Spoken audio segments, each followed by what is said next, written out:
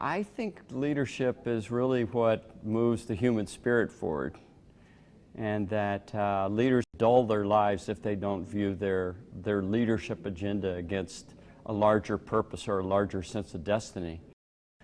I think what makes a good leader is somebody that, again, is very self-aware, that's really clear about who they are and what they stand for, that also has the ability to create followership. Or you could say that leadership appears to be the art of getting others people to want to do something that you're convinced needs to be done.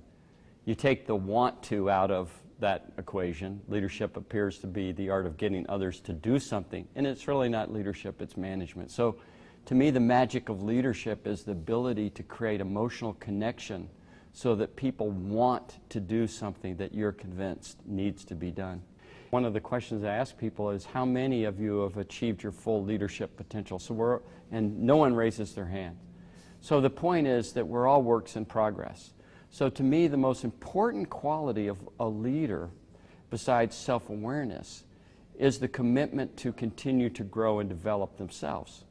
So you can't change or grow other people if you're not growing and developing yourself. So interestingly, one of the most powerful tools that a leader has in their toolkit is a commitment simply to themselves.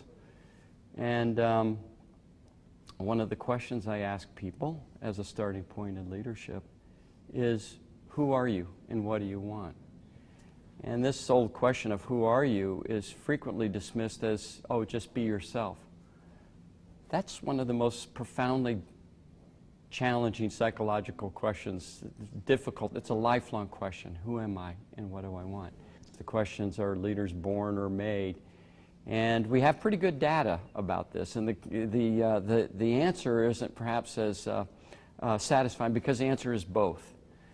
We're born genetically with certain predispositions and qualities and skills and talents, but what we know is that the best leaders, the most effective leaders, have what we call a growth mindset.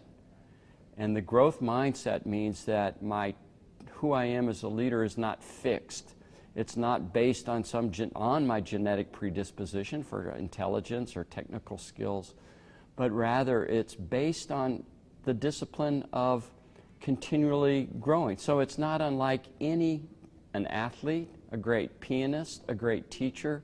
They see these endeavors as lifelong crafts, and mastery is elusive, and so they're very committed over time to getting better. Leadership, I think, is always about going to some extraordinary place. That it's, leaders challenge the status quo and inspire this sense that there is another place that we could go. Leaders serve their followers by providing the gift of challenge, the gift of discovery, the gift of belonging to an elite group, the gift of meaning, and ultimately legacy. I think the greatest challenge of the world today is leadership, and my personal mission is really to inspire the development of leaders that the world so urgently needs, and I mean the larger world.